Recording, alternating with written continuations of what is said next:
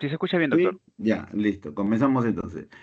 Hoy día vamos a hacer una clase que corresponde a uno de los patógenos más mortales de la humanidad. En este caso se está refiriendo a lo que es rabia, ¿no? Pero hagamos un poquito de historia. Em, a ver, vamos. Uy, ay, ay.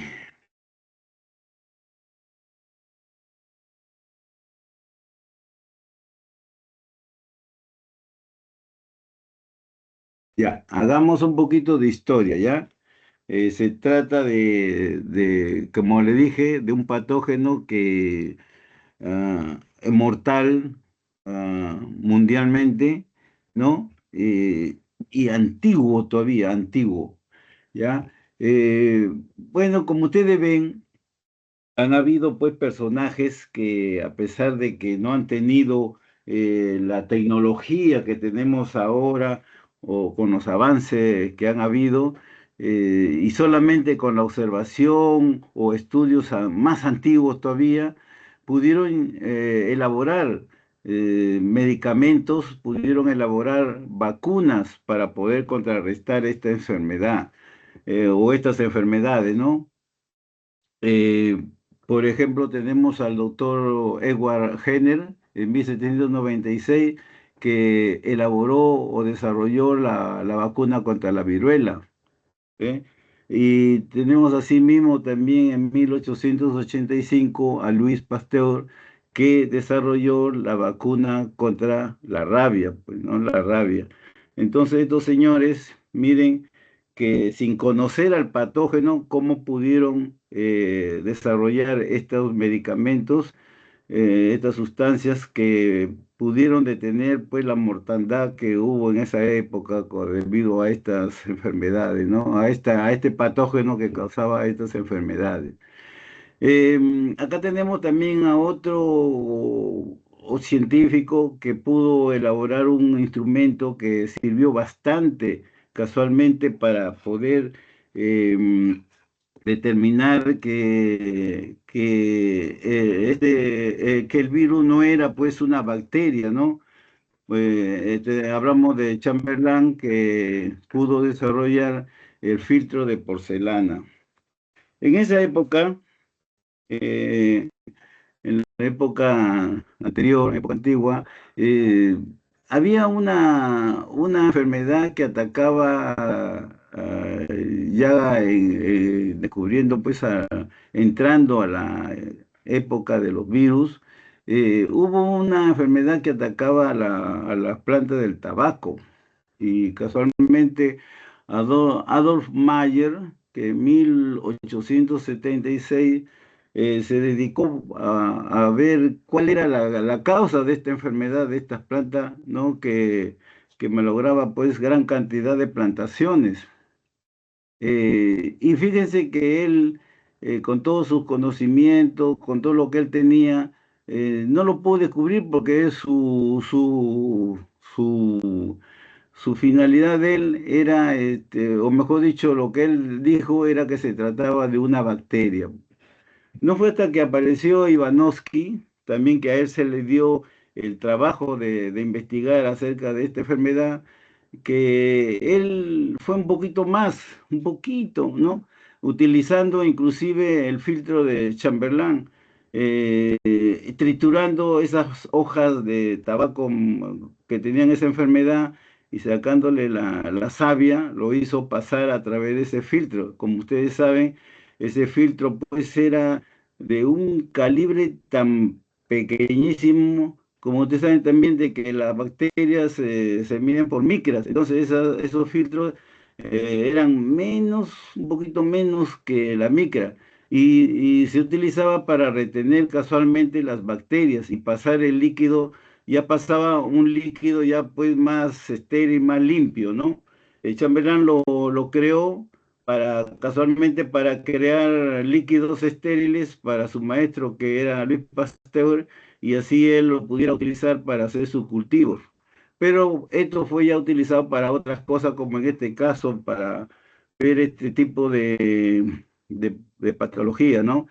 Entonces, Ivanovsky tuvo la idea de hacer esto, pero ¿qué pasaba? De que al pasar el líquido, él decía, pensaría, ¿no? Que ya estaba estéril y lo puso en práctica nuevamente con las plantas sanas. ¿Y qué pasaba? De que al poco tiempo esas plantas se volvían a enfermar. Entonces, lo que él finalizó diciendo de que era pues una toxina química, ¿no? Y el que fue un poquito más, ya más adelante, y el que fue un poquito más profundo fue Beijeric en 1898. Él también hizo lo mismo que Ivanovsky y fue el que le puso el nombre de virus. Él fue el que lo denominó a esto, a este patógeno como virus, y que significaba pues líquido viscoso o veneno, ¿no?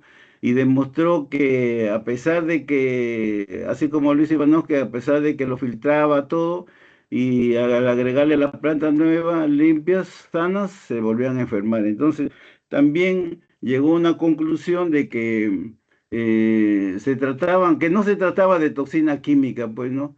Y que estos se autorreplicaban. Llegó hasta eso, hasta formular de que esta sustancia se autorreplicaba, imagínense.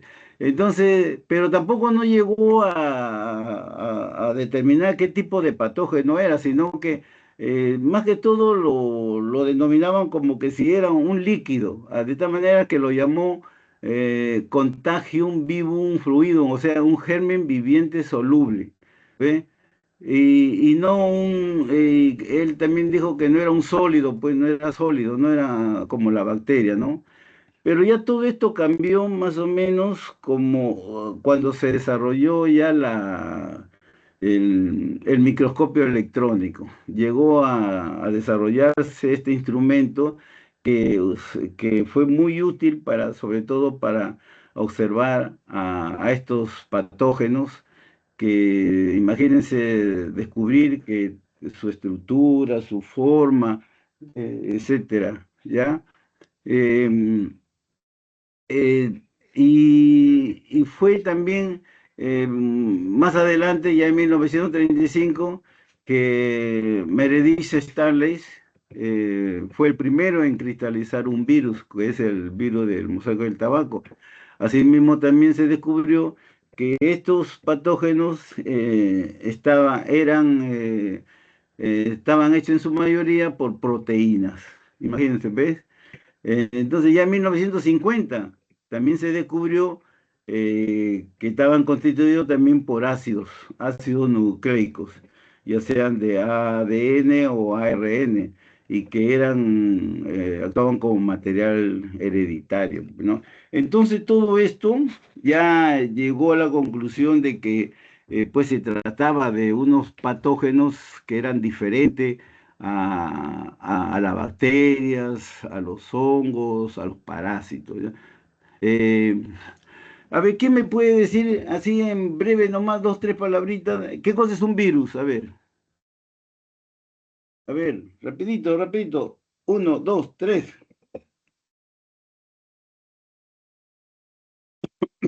Un ¿Quién me doctor, puede decir? parásito intracelular obligatorio. Ya está, ya. Ese es un buen concepto. Son intracelulares obligatorios. Perfecto, ya. Vamos a hacer un poquito más rapidito porque hay clase y, y nos vamos a pasar haciendo, ¿ya? Pero de todas maneras, ten atento a veces a las preguntas, ¿ya? Podemos decir también, además de lo que dijo el doctor, un virus es una pequeña porción de información genética constituida o dentro de una cápside, una cubierta protectora. Ustedes saben que los virus no están formados por células, por lo que carecen de maquinaria celular necesaria para replicarse. En cambio, portan instrucciones genéticas, y utilizan sí la maquinaria de una célula huésped para generar más copias del virus. Es decir, se replican, ¿no? No se reproducen, sino se replican. Eh, los virus suelen ingresar en el cuerpo a través de las membranas de la mucosa de la nariz, boca, órganos sexuales. También lo pueden hacer a través de las picaduras de mosquitos. ¿Quién me puede decir un mosquito que puede transmitir virus? A ver, y también lo pueden hacer a través de las garrapatas. A ver, ¿quién me puede decir ese de mosquito que transmite virus? A ver, 3 segundos. Uno, dos, tres. ¿Quién transmite el dengue? ¿Qué mosquito? El El aire, Aedes aegypti. Aedes aegypti. Entonces, si hay un mosquito que transmite virus, ¿ya? Que es el Aedes aegypti. Entonces, transmite el dengue, transmite el Zika y transmite el chikungunya. ¿Cómo se llama? El, el chikungunya, ¿no? Algo así, ¿ya? No se olviden, ¿ya? Entonces, una vez que estos virus han ingresado en la célula, entonces pueden ingresar, perdón, han ingresado al cuerpo, van a ingresar a la célula por tres maneras. Uno, que viene a ser la unión de receptores, la unión de receptores. Las células tienen receptores en su superficie que pueden recibir señales de proteína del cuerpo. Imagínenlos como puertas, imagínenlo como unas puertas que permiten el ingreso. Algunos virus engañan a las células haciéndoles creer que pueden entrar, por lo que la célula les permite el acceso. Tenemos otro que es la fusión directa. Algunos virus se adhieren directamente a las células para entrar en ellas. Usted también ya conoce o les han hablado de los bacteriófagos. Los bacteriófagos inyectan su material genético en la célula bacteriana. No es necesario que el virus completo entre en la célula.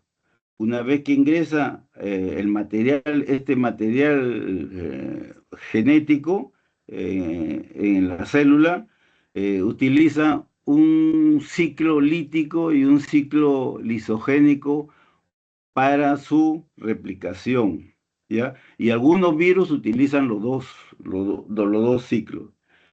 El ciclo lítico es algo fácil, ¿no? Entonces ya cuando el virus utiliza acá, ya cuando está el material genético dentro de la célula, entonces el virus ya utiliza la maquinaria del huésped, de la célula huésped, para su replicación.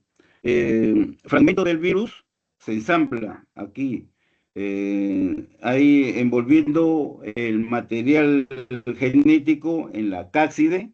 De esta manera los virus se replican. Numerosas veces se van replicando y en cantidades, ¿no? Finalmente, la cantidad de copias del virus dentro de la célula es tan grande que la célula pues estalla o se produce la lisis celular, de tal manera que los viriones que salen van a infectar otras células. En el ciclo lisogénico, algunos virus tienen una fase latente o silenciosa. Entran en la célula y permanecen inactivos en lugar de actuar inmediatamente. Es así, es como si hubieran introducido su virus en el organismo sin que éste lo supiera. Las células no detectan los virus y continúan reproduciéndose en forma normal. Cada célula nueva contiene también una copia de virus.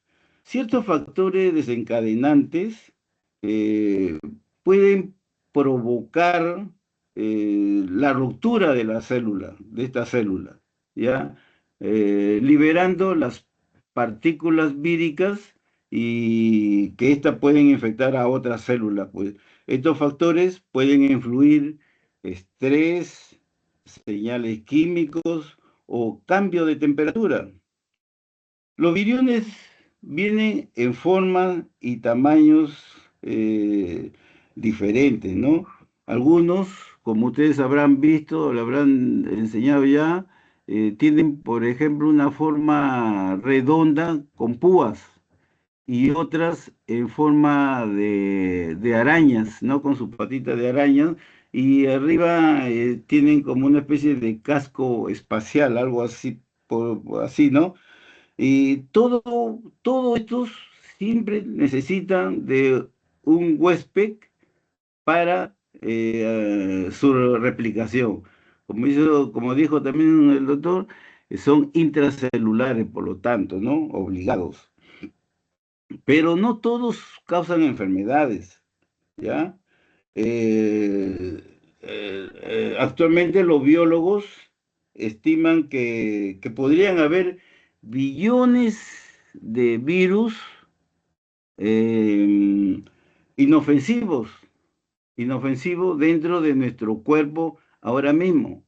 Pero, ¿qué pasa? De que nuestro sistema inmunológico está listo, nuestro sistema inmunológico está listo para combatirlo y evitar su replicación. Bueno, ya viendo esto y habiendo dado un pequeño introducción acerca de lo que es virus, vamos a lo que, ya entrando al tema, ¿ya? Eh, Desde un punto de vista sistemático, si nos estamos hablando de los rhabdovirus, que y pongo ahí en el título, ¿no? Rhabdovirus, virus, rabia, entonces vamos a hablar de que desde un punto de vista sistemático, los rhabdovirus provienen de una clase, de un orden que vienen a ser los mononegaviridae. Estos mononegaviridae se dividen en tres familias. Tenemos los rhabdoviridae, los paromixoviridae, los filoviridae. Lo que más nos interesa o lo que tenemos más en cuenta, debemos tener más en cuenta son los rhabdoviridae. Estos rhabdoviridae también se dividen en géneros y dentro de estos géneros, que son en número de 6, lo que es más importante es el Isavirus. ¿Por qué? Porque ahí predomina el virus de la rabia.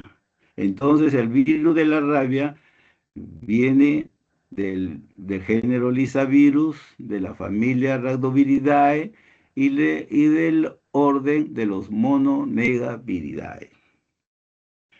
Eh, los rhabdovirus, eh, esta familia que contiene toda una serie de géneros y que más o menos conforman como 80 especies entre virus que afectan a animales y virus que afectan a las plantas también. Ahí vamos a ver más adelante los 6 géneros que que tiene el rhabdovirus. Pero hablamos de los rhabdovirus diciendo de que son frágiles, inactivos por el calor, la luz ultravioleta, la desecación, los solventes orgánicos, y son bastante estables entre un pH 5 y un pH 10. Pueden permanecer varios días a una temperatura de 4 grados centígrados y por mucho tiempo a menos de 70 grados centígrados. ¿Ya? Ahora, los virus de la rabia, debido a su envoltura con espículas y estructura, con una simetría helicoidal interna, tienen una simetría helicoidal interna, ARN monocatenario, no segmentado y de polaridad negativa. Su morfología del virus de la rabia es muy parecida a una bala de fusil. Ahora lo vamos a ver, ¿ya? A una bala de fusil. En sí, podemos decir que el virus tiene pues una forma ojival truncada. No termina en punta, sino medio redondito, nomás se puede decir ojival truncada, también le dice. Mide 180 nanómetros de longitud. Como ustedes saben, las bacterias se miden en micras y los virus se miden en nanómetros, la milésima parte de una micra. Entonces, le dije que el virus de la rabia mide de longitud 180 nanómetros y de diámetro está midiendo 75 nanómetros, ¿ya? Em, eh, Posee o está constituida por 5 proteínas repartidas en 2 compartimentos. 3 están en la nucleocápside, y otros 2 están en la envoltura, en su envoltura del virus. La nucleocápside interna es compleja, la nucleocápside es compleja, eh, eh, tiene como hemos dicho, una simetría helicoidal. eh, También hemos hablado de que tiene 3 proteínas. eh, la proteína, la nucleoproteína, que es la proteína N, que es una proteína que está íntimamente asociada al ácido nucleico, íntimamente asociada. Inclusive se dice de que si no existiera esta proteína, entonces el virus no se puede replicar. Tenemos otra proteína que es la fosfoproteína, que es la P, si no me equivoco, y la otra proteína, la L o la polimerasa, ¿ya? Eh, Estas son las que están dentro de la nucleocápside. Las partículas, como sabemos, la partícula viral, en este caso el virus de la rabia, tiene una envoltura, que tiene unas espículas. Esta envoltura se obtiene por un proceso que se llama gemación del virus a través de la membrana citoplasmática de la célula hospedera. Una de las proteínas de la envoltura es la glicoproteína, que es la proteína G. Está glicosilada y está constituida por más o menos 3% de carbohidratos. La otra proteína vendría a ser la proteína M o la proteína matriz, que es la que cubre la superficie interna de la membrana lipídica. Vamos a ver acá. Esto es el virus de la rabia. Miren la forma de una bala de fusil, ¿no? Al menos así se vio y lo corroboró el microscopio electrónico, ¿ya? Miren acá. Acá, por ejemplo, esta es una vista del microscopio electrónico. Uy, caracho. A ver, a ver. Ya, esta es una vista del microscopio electrónico y miren la forma que tiene, ¿ves? Ojival truncada, ¿no? Parecía mucho a una bala de fusil, por eso le pone. Y al costadito están sus propiedades que les he dicho, ya su longitud, su nucleocápside, la polaridad, todo eso, ¿no?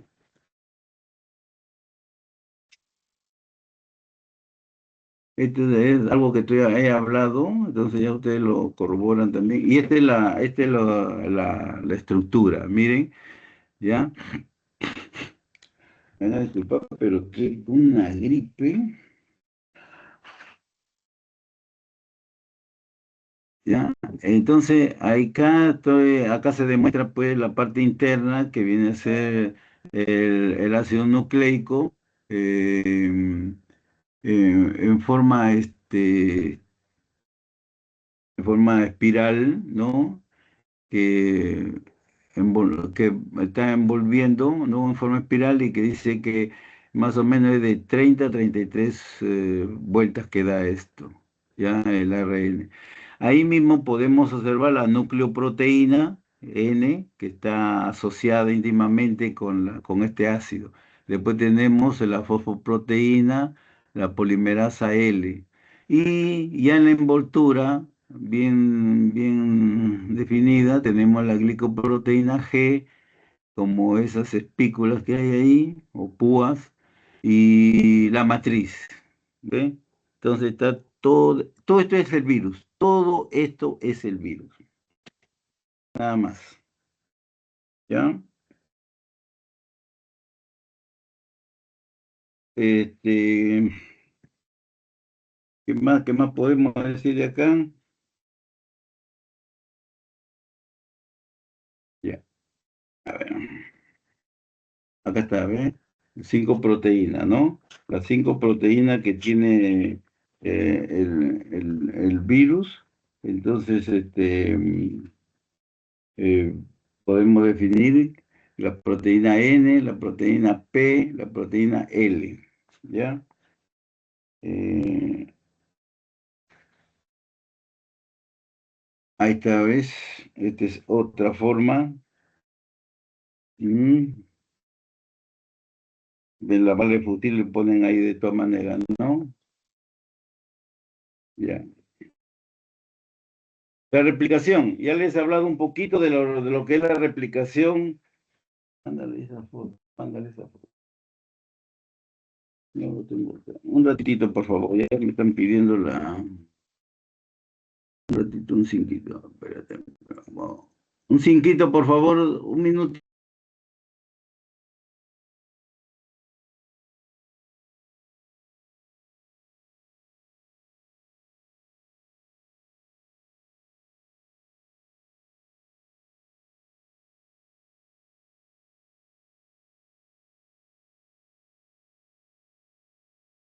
Disculpen nomás, ya.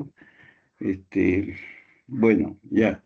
Entonces, ya le hablé algo de la replicación, ¿no? Lítico y lisogénico, pero hablemos un poquito, ya resumiendo todo, sobre la replicación.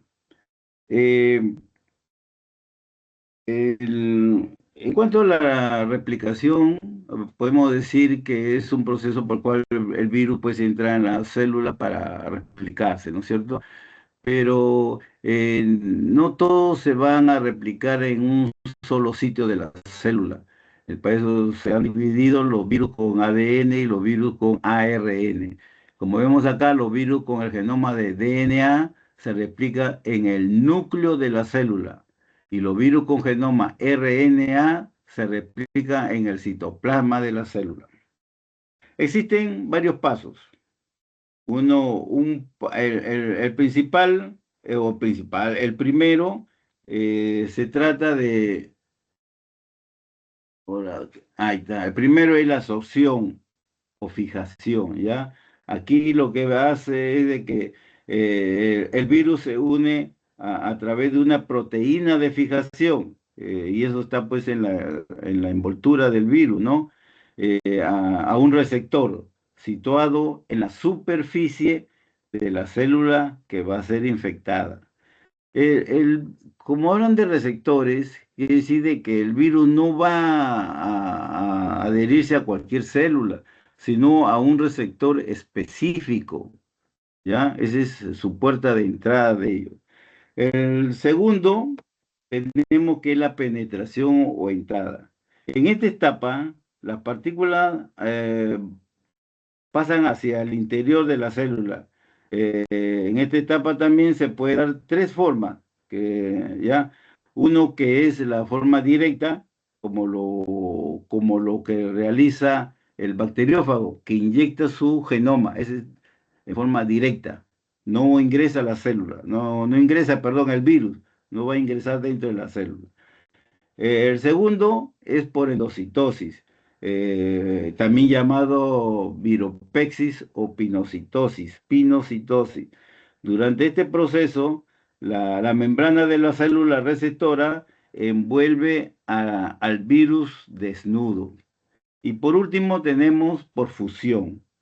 En este proceso la envoltura viral se fusiona con la envoltura del citoplasmática y libera la cápside en el interior de la célula.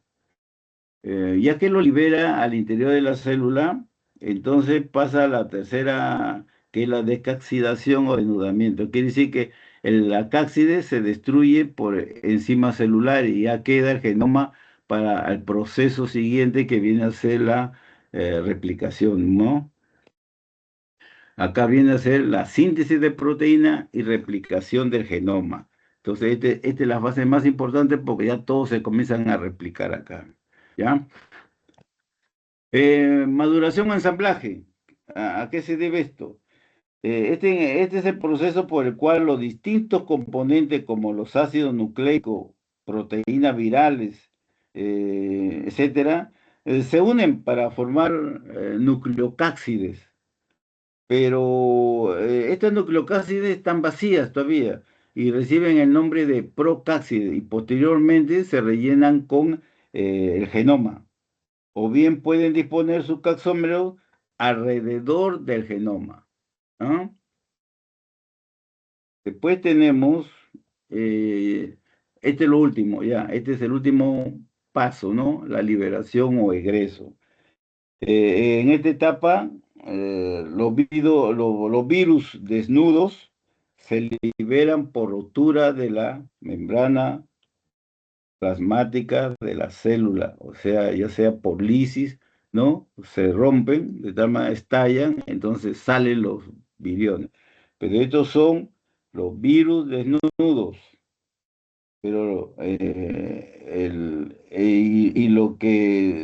los virus con envoltura salen por un proceso llamado de brotación en algún punto de la membrana citoplasmática, en algún punto de la membrana citoplasmática. Este es otro tipo de lo mismo, pero ya es lo mismo que la replicación, con otros términos, ¿no? Pero ya eso para que ustedes lo lean, ahí les he dejado, o les voy a dejar, ¿ya? Esta es la clasificación del rhabdovirus en sus géneros. Miren, entonces tenemos de que tiene 6 géneros y entre estos 6 géneros pues afectan tanto a animales como a vegetal. Como le dije, lo más importante, tenemos al olizavirus, que predomina el virus de la rabia, y también hay especies de que van a afectar pues a las plantas, ¿no? Por ejemplo, el último es el núcleo rhabdoviridae, que virus del enanismo de la papa, citorhabdovirus, virus necrótico de la lechuga y así, ¿ve? Entonces, esa es la clasificación de los rhabdovirus en géneros. El virus, el virus de la rabia va a presentar 7 genotipos, ahí como ustedes lo ven, 7 genotipos, ¿ya? Estos genotipos, a su vez, estos fueron los primeros, porque después han aparecido más como lo que están abajo, ¿no? Los 7 primeros se dividieron en 2 filogrupos, filogrupo 1, filogrupo 2. Todo el filogrupo 1 está constituido por el genotipo 1 clásico, después está el 4, genotipo 4, genotipo 5, genotipo 6, genotipo 7. Y el filogrupo 2 estaba constituido por el genotipo 2 y el genotipo 3. Bueno, el filogrupo 1, donde está el genotipo 1, este genotipo 1 que es el clásico, es el que contiene el virus, es el virus que causa la rabia. Y causa la rabia tanto en humanos como en animales mamíferos. a nivel mundial. ¿Ya? A nivel mundial es el que causa el virus. También en base a este genotipo se pudieron elaborar vacunas eh, que, pero que esas vacunas sirven para todos estos virus del filogrupo 1. En poco o casi nada de eficaz tiene para lo del filogrupo 2. ¿Ya? ¿Listo? Vamos a ver. Entonces ya saben. Y todos provienen, eso del filogrupo 1 provienen de los murciélagos. Todos provienen de murciélagos. También tienen una estructura antigénica como es el antígeno B viral que se encuentra en la glucoproteína. Y el antígeno C que es soluble en la nucleoproteína. ¿Qué es la rabia? A ver, ¿qué cosa entienden por la rabia? Sabemos que la rabia eh, es una enfermedad, ¿no? ¿Cierto? Es una enfermedad viral, ¿ya? Eh, del sistema nervioso central, pero en su fase ya encefalomielítica, o sea, esta fase encefalomielítica es cuando ya llega al cerebro. Es aguda y mortal. Es aguda y mortal. Ya prácticamente una vez que llega al cerebro ya no hay nada más que hacer ya.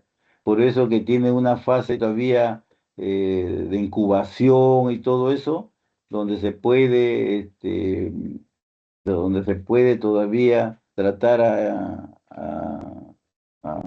al paciente, ¿no? Pero una vez que llega al cerebro, ya pues es fatal, ¿no? Es aguda y mortal. Ujú. O sea que este virus tiene predilección por los nervios, ¿ya? Tiene predilección por los nervios. Bueno, significa locura, la rabia. Rabia significa locura, deriva del verbo revere, que significa delirar. Y todo esto lo manifiesta en su enfermedad, locura, delirio, ¿ya? Eh, la rabia en griego se escribe lisa, de ahí salió que pertenecía al género Lisavirus. Bueno, es una enfermedad antigua. Hasta en el relato de la Ilíada se nombra también a esta enfermedad, ¿no? De rabia en la Biblia, etcétera. Es antiquísima es esta enfermedad. Demócrito realizó una descripción clara de la rabia hace 500 años antes de Cristo. Y otros trataban pues de cómo tratarlo, ¿no? Cómo ver la manera como eh, cómo detener la enfermedad cuando veían a una persona con este tipo, ¿no? Entonces, por ejemplo, llegaba acá dice la cauterización de la herida y pensaban de que con eso se detenía la enfermedad, pero no, ¿no? En 1885, como ustedes saben, Louis Pasteur desarrolló la vacuna contra la rabia y sí pudo detener pues el avance de la enfermedad en su momento, ¿no? Ya seguramente que si él veía que el paciente estaba con una fase ya muy avanzada, ya de nada valía la vacuna tampoco. Adelchi Negri descubrió las inclusiones citoplasmáticas en unos gránulos en eh, corpúsculos en el interior de unas células nerviosas que lo encontró en el encéfalo, ya en el asta de Amón. pero más adelante también explicaría de que esto este es para diagnóstico y confirmar de que el paciente tiene la enfermedad o ha muerto por enfermedad. ¿Por qué? Porque esto solamente lo van a ver cuando el paciente ha muerto y sacan la muestra, una muestra histológica, histopatológica, y vamos a demostrar que aparecen estas inclusiones en esas células nerviosas. Y solamente aparecen en esta enfermedad, en la enfermedad de la rabia. ¿Y solamente para qué? Para confirmar que el paciente ha muerto de rabia, porque es post-mortem lo que se hace esto, ¿ya? Y sí, lo que se ha desarrollado actualmente y está funcionando desde 1958 es una prueba de tinción de inmunofluorescencia que es para diagnóstico de la rabia. Bueno, ¿qué causa la enfermedad? Es por un virus, es una partícula viral. Como ustedes miren, vean toda la cantidad de virus y la forma de una bala de fusil, ¿no? Es más pequeño que una bacteria, pues se supone, ¿no? Un virus no puede crecer a menos que esté dentro de una célula viva, como dijeron ustedes, porque carece, no, un virus no puede crecer a menos que esté dentro de una, el virus no crece, ¿no? Acá también está mal, el virus no crece, en este caso decía, no se replica, ¿ya? A menos que esté en una célula viva, ahí sí se replica, porque carece de metabolismo. El virus de la rabia puede entrar al cuerpo humano e invadir el sistema nervioso central. O sea, esa es su finalidad de este virus, es llegar al sistema nervioso central. Una vez que ingresa, es lo que él busca es eso, nada más, llegar ahí. Perfecto. Me adelanté. Creo que me adelanté, ¿no? A ver. Ya está.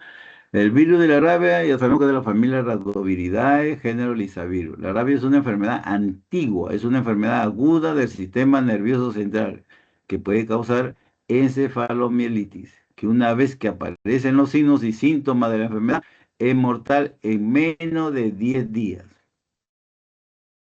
Generalmente se transmite por la mordedura de un animal rabioso, perro, murciélago, gato, ¿no? En la ciudad, pues así nomás no aparece un murciélago, pero el perro y el gato sí, pues esos son animales urbanos que están con nosotros, ¿no? Entonces ellos son infectados, llegan a ser infectados. Y ahí está lo que hemos dicho, ¿no? No estamos retrocediendo ya. Entonces, virus ARN de cadena negativa, presencia de ARN polimerasa, forma alargada, cilindro cónica. ¿Sí? Virus incapaz de reproducirse de no ser bajo condición intracelular. Mm, mm. La rabia es un antropozoonosis producida por un virus neurótropo o neurotrópico. O sea, tiene predilección por el tejido nervioso. Tras penetrar por una solución de continuidad de la piel o a través de la mucosa, se fija en el sistema nervioso central, causando una encefalomielitis aguda, casi siempre mortal, ¿no? Casi siempre mortal. Bueno, em, también llamado hidrofobia, características generales de la rabia. De acuerdo con la OMS o UPS, la rabia es una encefalomielitis aguda que siempre es mortal. Es la zoonosis viral conocida más antigua. El reservorio está dado por dos especies importantes. Una que es carnívora, que está dado por los domésticos y animales domésticos, ¿no? Carnívoros, gatos, perros. Y otro que es silvestre, que vendría a ser los quirópteros, en este caso los murciélagos.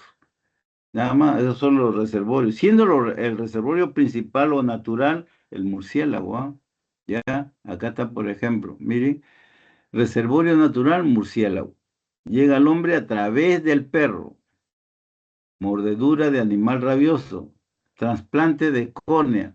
Esto de trasplante de córnea es bien raro, no se ha producido, pero toman en cuenta, porque una vez que el virus llega al cerebro y se replica en gran cantidad, salen nuevamente a través de los nervios periféricos y se van a ubicar al salir del cerebro, entonces lo más rápido está pues en las córneas, ¿no? Entonces ahí se ubican y después a los demás tejidos, ¿no? Incluyendo las glándulas salivales, ¿no?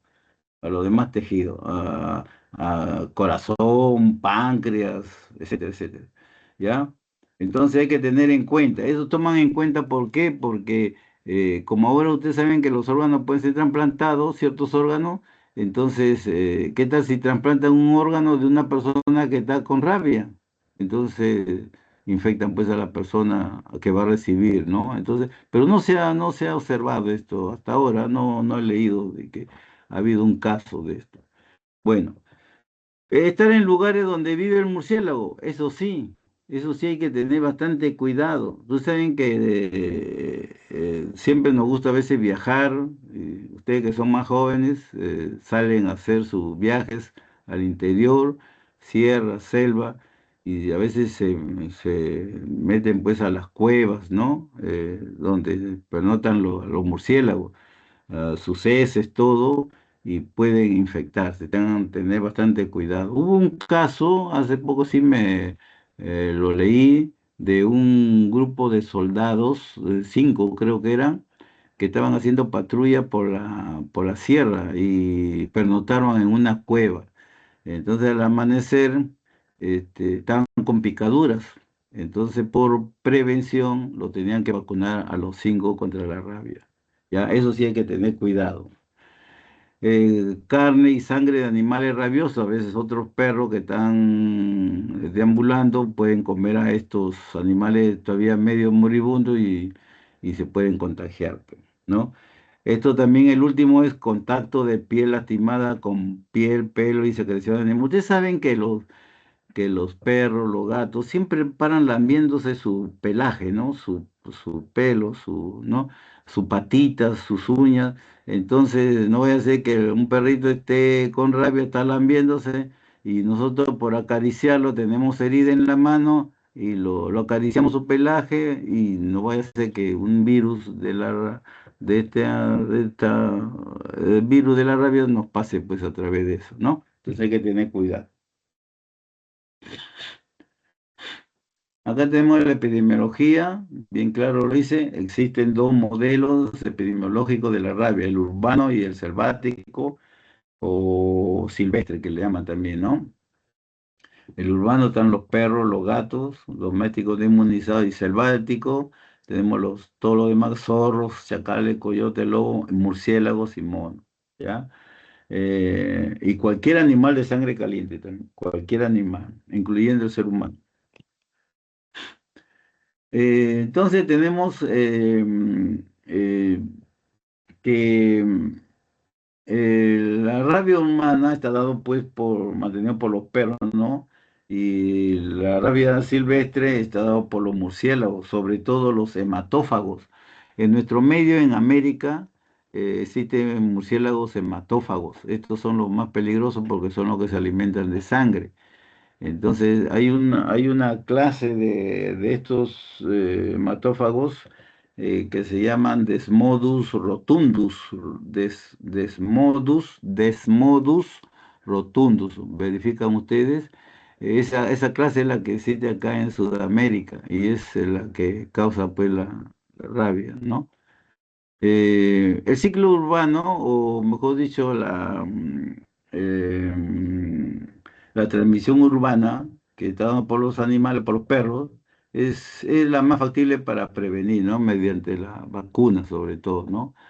Acá en nuestro medio, en Perú, hay una pues preocupación epidemiológica relativo a la transmisión casualmente urbana, que es mantenido por los perros. Y también en lo relativo a animales silvestres, en este caso a los murciélagos, ¿ya? Que representa un importante riesgo de rabia silvestre, particularmente, ustedes saben, hay regiones endémicas en nuestro Perú es endémico en cuanto a rabia, entonces está en Piura, en Loreto, Madre de Dios, Arequipa y Puno, si no me equivoco, Puno. Acá está bien. La rabia urbana es endémica y su principal reservorio es el perro, responsable de cerca del 99% de los casos mortales en humanos. ¿Ya? La transmisión de la rabia urbana se encuentra focalizada en el departamento de Piura, Puno y Madre de Dios. En el 2012 hubieron 15 casos, pero no de rabia humana, sino de animales. ¿Ya? Acá ven que América del Sur, América Central también es endémico, ¿ves? Hay rabia. Y en África sobre todo, África y Asia, ¿no? En septiembre de 2021 hubieron 200 casos de rabia silvestre. Hubo 200 casos de rabia silvestre. Ese es un link que ustedes pueden entrar y observar, ¿ya? Hubieron 200 casos de rabia silvestre y fueron pues los especialistas, ¿no? O las personas encargadas de detectar al causante de esto. Y llegaron a determinar de que este animalito, este chosna, lo cazaron en Madre de Dios, y era el causante de rabia a los demás animales. Él es el que tenía la rabia y había infectado a un montón de animales, el chosna. Este animalito ya está en extinción y quedan poquísimos, pues, ¿no? Y lo llegaron a descubrir, posiblemente estuvo enfermo, eh, y él lo detectaron que este fue el causante de esa epidemia de animales, ya con rabia. La cadena epidemiológica de la rabia, ¿no? Tenemos el agente causal, que es el virus rábico, el reservorio, animal doméstico y salvaje. La puerta de entrada es la boca del animal, o sea, la saliva. La puerta de salida, perdón, la puerta de salida, ¿sí o qué? Es la boca del animal, ¿no? O sea, la saliva, ahí donde se encuentran los virus, ¿no? Vía de transmisión a través de la saliva, arañazo, la mida, a veces perritos que comienzan a lamer tu manito, la mano de uno, ¿no? Hay que tener cuidado. Puerta de entrada, una herida. Basta con una herida, ingresa el virus ahí. Susceptible el hombre y animales mamíferos. Para evitar esta enfermedad hay que interrumpir esta cadena. ¿Y qué cosas hay que hacer? Vacunar al perro, gato contra la rabia cada año. ¿Mm? El mecanismo de transmisión, como vemos en la figura de arriba, es principalmente la mordedura del perro, que transmite. La mordedura en sí no es, sino es la saliva. Es la saliva. O sea, provoca la herida y la saliva penetra en esa herida. ¿Ya? La hemedura en zona lesionada de la piel o en mucosas intactas, o a través de trasplante de tejido infectado, volvemos a ver las córneas, por inhalatoria a partir de virus aerolizado en laboratorio y en las cuevas que le estoy diciendo, ¿no? Donde viven los murciélagos, ¿no? Entonces hay que tener, porque también se puede uno por aspirar, al aspirar. Son potencialmente rabiosos los perritos, los zorros, murciélagos, ratones, gatos, ¿no? Todos esos animales pueden, pueden adquirir la rabia. Acá están, por ejemplo, miren, ya están rabiosos, ¿ves? Mira, ese murciélago está rabioso, el perro, el mapache, el gato.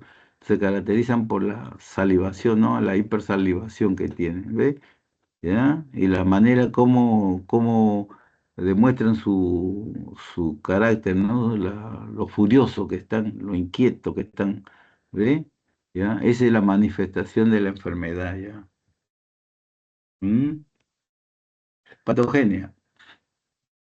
Eh, el virus penetra en la piel, ¿no? Mordedura, arañazo, etcétera. Cualquier motivo que puede llegar a que penetre el virus, ¿ya? Hay una replicación, muerde y entonces puede ser de que deposite la saliva en tejido muscular o en una zona inervada. ¿Ya? Pero ahí, si es en los músculos, bueno, hay una replicación, ¿no? O sea, se comienzan a formar copias utilizando las células musculares, ¿no? De ahí busca él como sea, busca la fibra nerviosa del tejido nervioso periférico, el sistema periférico. Eh, eh, Acceso al sistema nervioso periférico, ¿eh?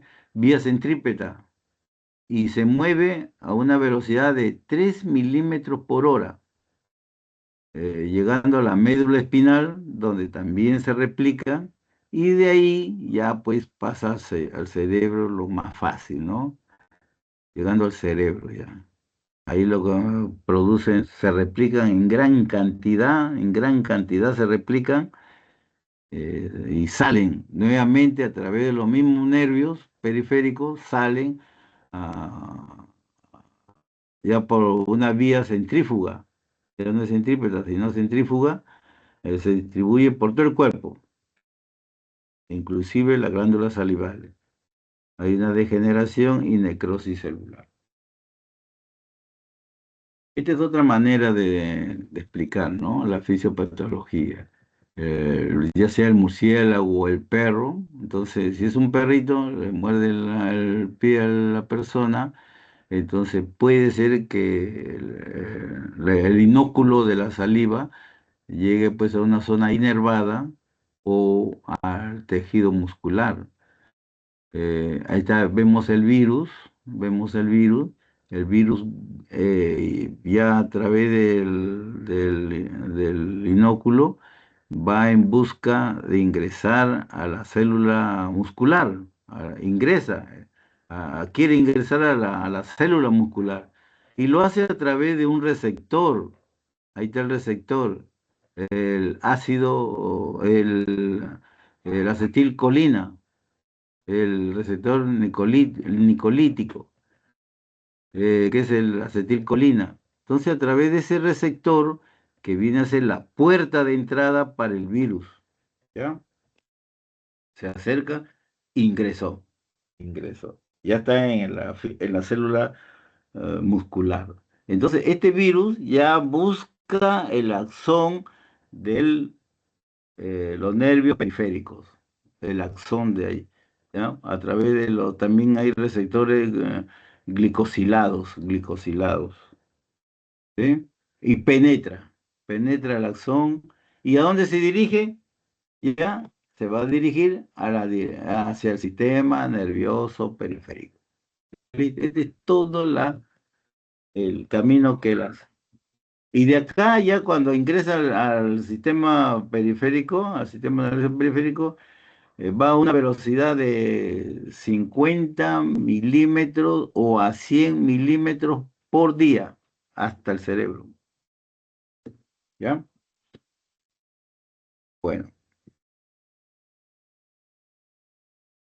y ahí llega al ganglio de la raíz dorsal de la médula espinal, bueno, ya en 60, 72 horas. Pues, va lentito pero seguro. Una vez que llega al sistema nervioso central, se propaga al resto del cuerpo, sobre todo las glándulas salivales, ¿no? Y acá tenemos los cuerpos de Negri. Miren, los cuerpos de Negri vienen a ser estos corpúsculos que está ahí con puntitos rojos, ¿no? Y está lleno de nucleocápside de los virus, nucleocápside de los virus. Esto Negri pues lo descubrió, ¿no? Entonces, esto es Esta es una muestra, este es una estudio histopatológico, patognomónico de la enfermedad, ¿ya? Patognomónico, pero post-mortem, no es antes que muera, sino post-mortem. Entonces dice, ¿qué dice? Son inclusiones citoplasmáticas redondas o ovaladas, generalmente eosinófilas de 1 a 7 micras de diámetro, que contienen nucleocápsides virales. Ahí están todos los virus. Estos se encuentran en las células piramidales del hipocampo, neuronas corticales y células de Purkinje. Esta es la famosa célula de Purkinje en la corteza cerebelosa. Mm, ¿Ya? Es- a ver. Inoculación, ya sabemos que lo puede hacer a través de transcutáneo, o sea, mordedura, arañazo, epidémico, ¿no? Digestivo, al comer carne contaminada, respiratorio, inhalación de aerosoles, por trasplante de órganos como de las córneas, ¿no? Sabemos que la replicación primero va a ser en el músculo estriado, o sea, cuando el perro muerde, ya hay mayor carga viral. Y el segundo es en ganglio espinal posterior, o sea, en la médula espinal. Y tercero ya es en el cerebro. Ya estamos visto, ¿no? La traslación centrípeta, ¿no? Entonces es cuando el virus ingresa al músculo y busca pues el uso neuromuscular. Y como hemos visto también de que se mueve a una velocidad de 3 milímetros por hora, el nervio periférico ganglio espinal posterior, metámera medular y llega al encéfalo. La traslación centrífuga es cuando sale del cerebro y también busca el axón de los nervios periféricos y por contigüidad y va a invadir otras zonas, ¿no? La córnea, piel, páncreas, miocardio, glándulas salivales, etcétera, ¿ves? ¿Ya? Ahí está el sistema nervioso central.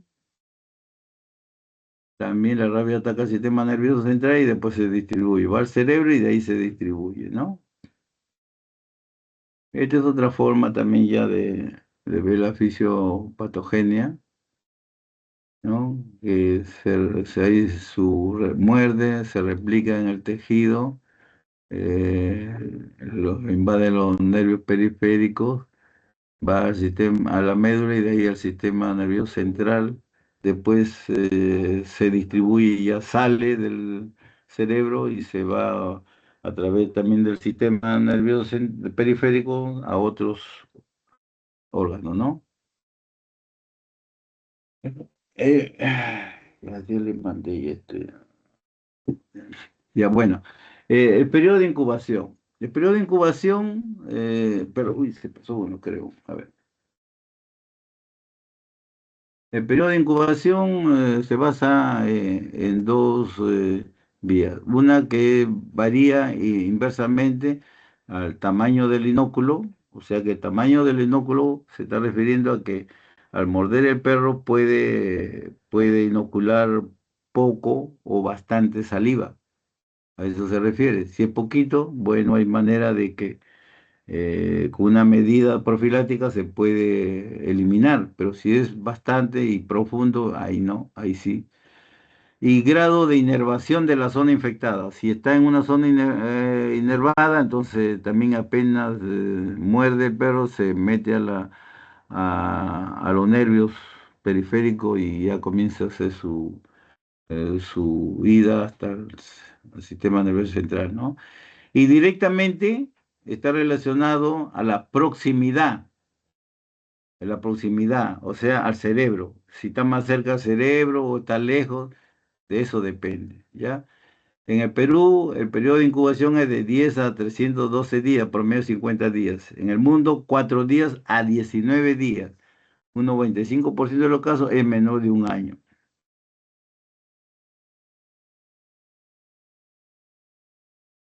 Acá tenemos periodo de incubación según localización de la mordedura en el Perú. Tenemos localización de la mordedura, defunciones, periodo de incubación en día. Cuando es en la cabeza, cara, cuello, ha habido 27 muertes. Y el periodo de incubación es 18 días. Cuando es en troncos de extremidades superiores, ha habido 51 muertos y 29 días el periodo de incubación. En extremidades inferiores, 85 casos de muerte y el periodo de incubación es 36 días. Cuanto más cerca es, cuanto la mordedura es más cerca al cerebro, es menos días de incubación. ¿Ya?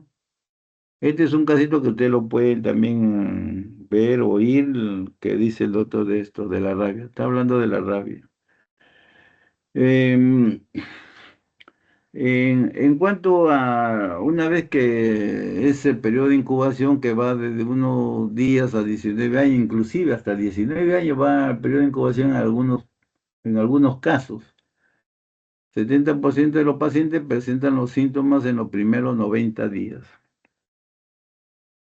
Pueden aparecer síntomas, así como le dije, antes de que llegue al cerebro, ¿ya? Por ejemplo, hay comezón en el lado de la mordida, hay una especie de comezón. A veces el paciente deja de comer también. Hay anorexia, dolor de cabeza, náusea, fiebre, hay principios de ansiedad. A veces también hay momentos en que el paciente no puede dormir, hay insomnio, por ejemplo. Antes de que se produzca ya en sí, estos son los primeros síntomas. Cuando ya el virus, ya el paciente no ha recibido el tratamiento o no se han preocupado en llevarlo al médico, entonces el virus ya llegó al cerebro, llega al cerebro. Y ya se produce dos tipos de rabia. Una que es la encefalítica, que es la furiosa, y la otra es si todavía el paciente puede pasar a la otra rabia, llega la rabia paralítica o muda. Cuando llega la rabia encefalítica, pues hay una serie también de manifestaciones, como es la agitación, hiperactividad, hay agresividad. Esta persona también quiere morder, y hay que tener cuidado, aunque si no hasta lo amarran al paciente. Confusión tremenda, tiene una confusión tremenda. Alucinaciones.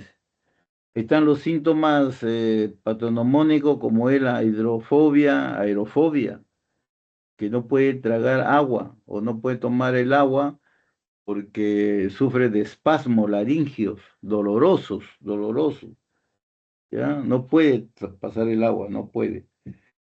Y con todos estos síntomas puede llegar al coma.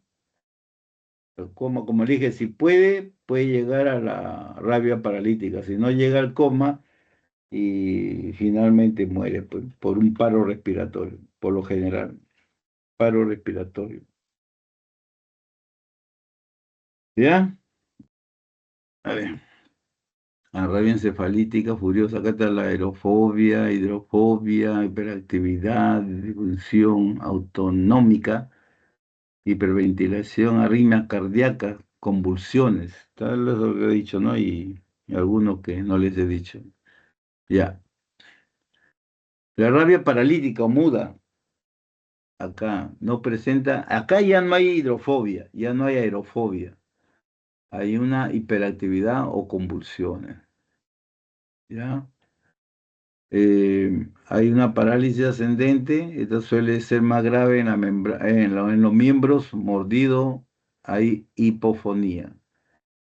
Esta sería la triada, ahí forma una triada, fiebre, cefalea, rigidez de la nuca, así está, rigidez de la nuca. Y hay una tremenda rigidez. Tetraparesia simétrica, síndrome de Guillain-Barré. A medida que la enfermedad avanza, el enfermo desarrolla confusión y se deteriora hasta entrar en coma. Ahí está sufriendo el paciente unos espasmos laringios queriendo él tomar agua y no puede tomar el agua, ¿ya? Doloroso es esto, es doloroso. Igual que aerofobia, usted le echan aire, también le causa espasmo. El paciente está sufriendo ahí. En esta etapa ya no hay nada más que hacer, pues. Esta es la fase paralítica, la muda.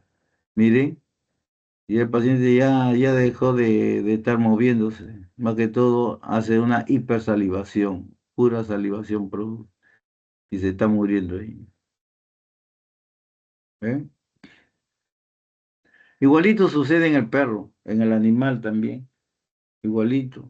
Cambia de carácter, babea, no quiere comer, se vuelve agresivo, furioso, no quiere agua, luz y ventilación, no puede tragar. Igualito es. Dificultad para caminar, aparentemente atora al tragar, rechazo del agua y ventilación. Y posteriormente también muere el animalito, pues. Ujú. El diagnóstico. Eh, Sí, el diagnóstico de la rabia se realiza mediante la detención del antígeno vírico en el sistema nervioso central o la piel, el aislamiento del virus o la detención del genoma y los resultados serológicos. El diagnóstico distintivo son o sea, el histopatológico vendría a ser pues los cuerpos de inclusión, ¿no? Que hemos visto, intracitoplasmática, consistente en agregado de nucleocácides víricas en los corpúsculos de Negri. Pero también acá hay otra cosa de que se observan solamente en el 70-90% de los casos de tejido cerebral, no en todos los pacientes. Pero si se puede detectar, y esto confirma pues que el paciente ha muerto o se está muriendo de rabia, se ha muerto de rabia, porque le he dicho que este es post-mortem, ¿no? Tipo de muestra, el diagnóstico de rabia post-mortem, cerebro hasta de Amón, ahí donde sacan para hacer el estudio histopatológico, cerebelo, médula. El diagnóstico de rabia en vivo en humanos, ya eso es suero, saliva, se hacen pruebas de suero, saliva, líquido cefalorraquídeo, biopsia de piel y de nuca. Bueno, acá hay un diagnóstico también que es mediante las manifestaciones clínicas que uno puede observar, la historia de la mordedura y también muestras de piel, como vemos ahí, piel, saliva, suero o líquido cefalorraquídeo. También en la reacción de cadena de polimerasa, que es el PCR, PCR, RT-PCR, que es una prueba que se realiza para detectar el ARN viral. También se puede realizar, como dije también anteriormente, una tinción con inmunofluorescencia específica para el virus que se llama AFD, que es anticuerpo fluorescente directo, ¿ya? Que es uno de los métodos más utilizados para el diagnóstico de rabia. También las imágenes, pero acá hay una especie bueno, de concepto, porque es menos frecuente o menos útil porque solo va a aparecer en el cerebro con alteraciones cuando ya la enfermedad está muy avanzada. Por ejemplo, la tomografía computarizada. Usted ve unas flechitas que están señalando unas porciones densas que hablan de un edema cerebral. Y hay un edema cerebral. O la resonancia magnética, también que en la flecha están señalando una porción hiperintensa que habla de una lesión en el tálamo y en el hipotálamo. Lo más importante es el estudio histopatológico que confirma pues la muerte del paciente, y este es los corpúsculos de Negri, ¿ve? Ahí están dentro, acá está más clarito que se pueden observar las nucleocápsides en la célula nerviosa de Purkinje. ¿Mm? ¿Ya? Tratamiento. El tratamiento podemos clasificar en dos maneras. Un tratamiento de la herida y un tratamiento ya de la rabia, o sea que si se sospecha de rabia, si se sospecha, nada más, si se sospecha, porque si, ya vamos a comenzar primero por el tratamiento de la herida. Lo principal que uno debe hacer, apenas es mordido por un animal que si se sospecha o que ya tiene rabia, es lavar con abundante agua y jabón. Lo primerito, ¿ya? No se sutura la herida, se indican antibióticos para evitar la infección cruzada, no vaya a ser que una bacteria vaya a ingresar ahí también. Y también se hay que poner la vacuna antitetánica. El tratamiento de la rabia, eso también, si se sospecha de que es un perro rabioso, entonces hay que aplicar las famosas vacunas o la inmunoglobulina antirrábica, ¿no? Porque tampoco si ustedes ya van, lo llaman o le dicen, no, bueno, en la sierra hay muchos casos de esto, de que en las profundidades del Perú han habido casos de rabia, pero cuando uno ha ido ya pues el paciente ya está casi, está en coma, ya se está muriendo. Pero ahí ya no va a valer la vacuna, pues, ahí ya no vale la vacuna, ya por gusto, ya no hace nada. La vacuna, por eso apenas uno se sospecha, también hay que poner la vacuna. O anticipada con prevención, hay que poner la vacuna. ¿Ya? Bueno. Atención de personas expuestas al virus rábico. Tratamiento de heridas, clasificación de la exposición y tratamiento antirrábico específico. Ya hemos hablado del tratamiento de las heridas, ¿no? Ante un lavado con agua y jabón. Acá está todo está indicado. ¿Ya? Hay que limpiar, secado, timbre, limpieza, no suturar. Por lo general no se sutura, pues, por lo general. Inclusive, si la cantidad de saliva es poco y está superficialmente, ¿no? El lavado cuando es profuso, bastante agua, bastante jabón y es profuso, se hace con buena limpieza, elimina todo el virus. Ya con eso se sanó el paciente. Con eso se sana, por eso hay que hacer un buen lavado, ¿ya? Hay que hacer un buen lavado porque con el mismo lavado uno puede salvar al paciente del virus o lo limpia del virus. Y no se olviden de la vacuna antitetánica también. Bueno, ya. Ya.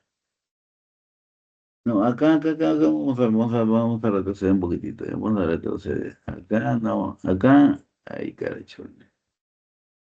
Acá, por ejemplo, miren, ve, en la cabecita del niño le ha mordido el perro, ve.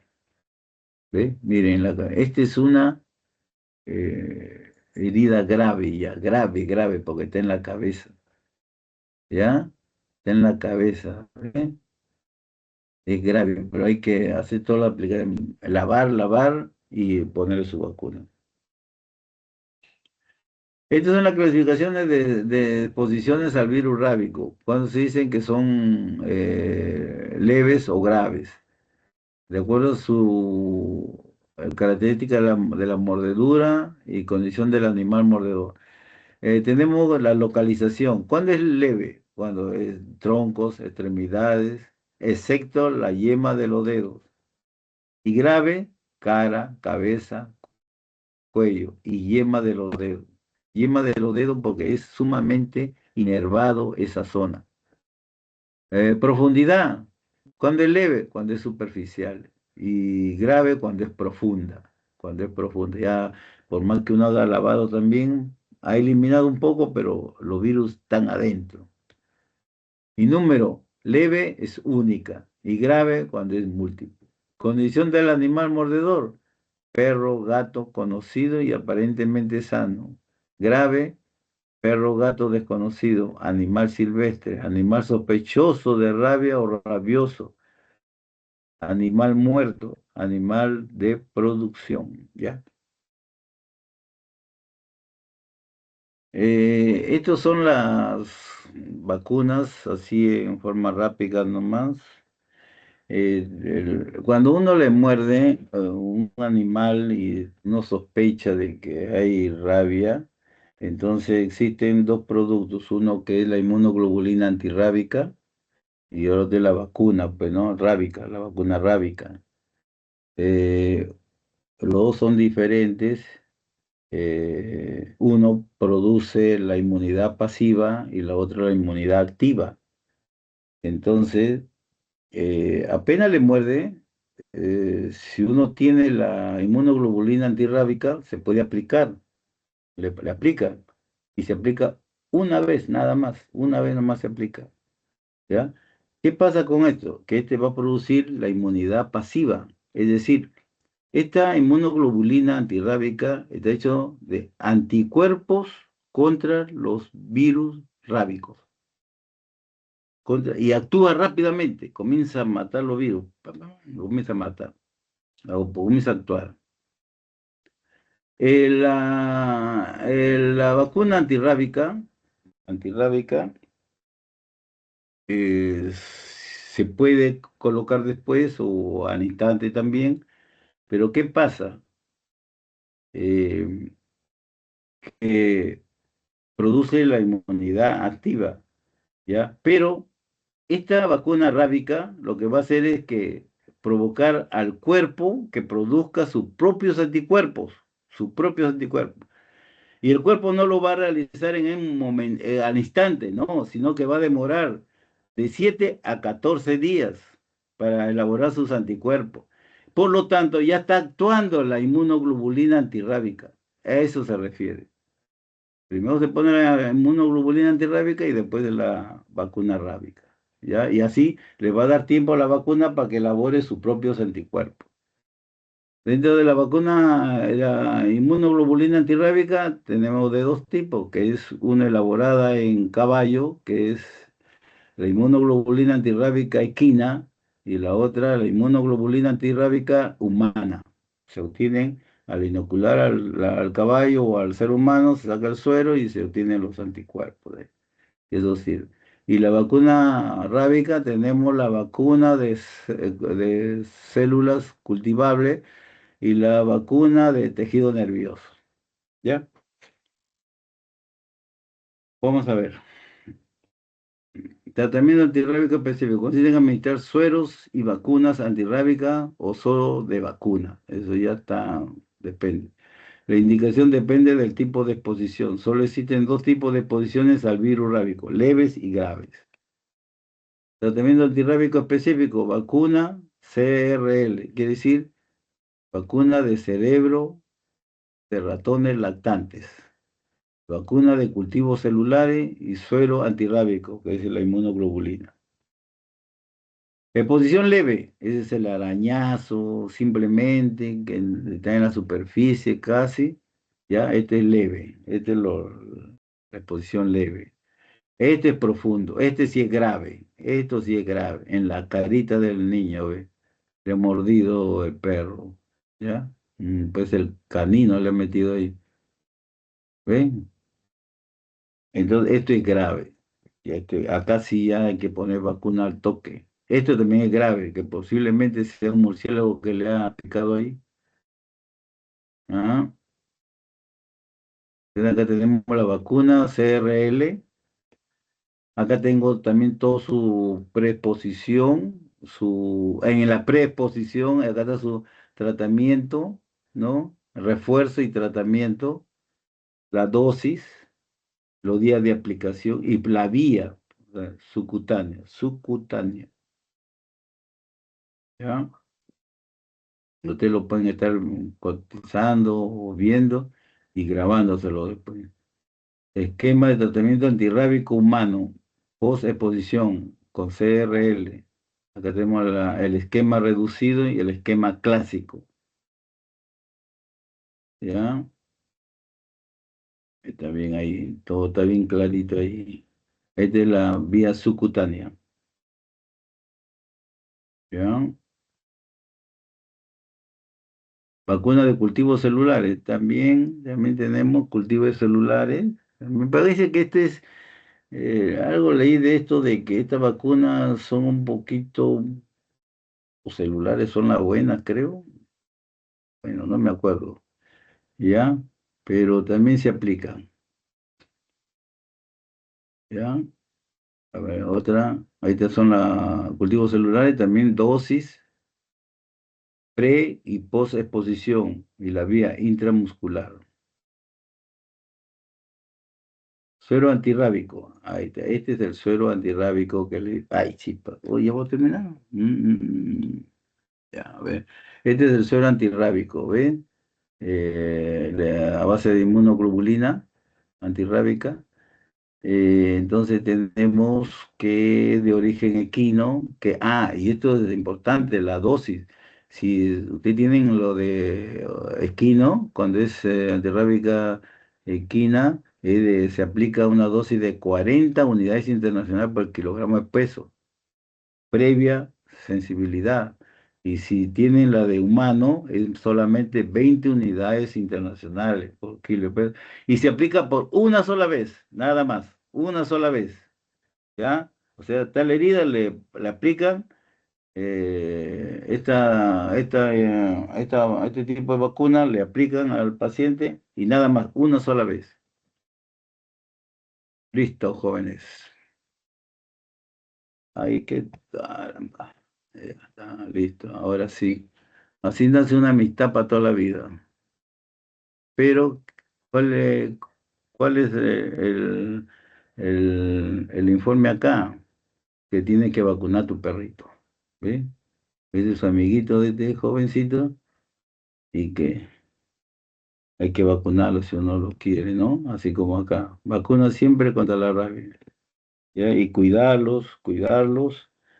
Y ahora no, está de moda, ahora ya muchos pues tienen sus mascotitas, pero hay que cuidarlos pues, ¿ya? Para todos lados lo llevan, para todos lados lo llevan, lo cuidan, le dan su mejor, ellos comen mejor que nosotros, pero hay que cuidarlos, ¿ya? Vacunarlos sobre todo, vacunarlos, para tener cuidado en la casa también, tanto por la criatura, por uno mismo también. Muy bien, terminamos la clase.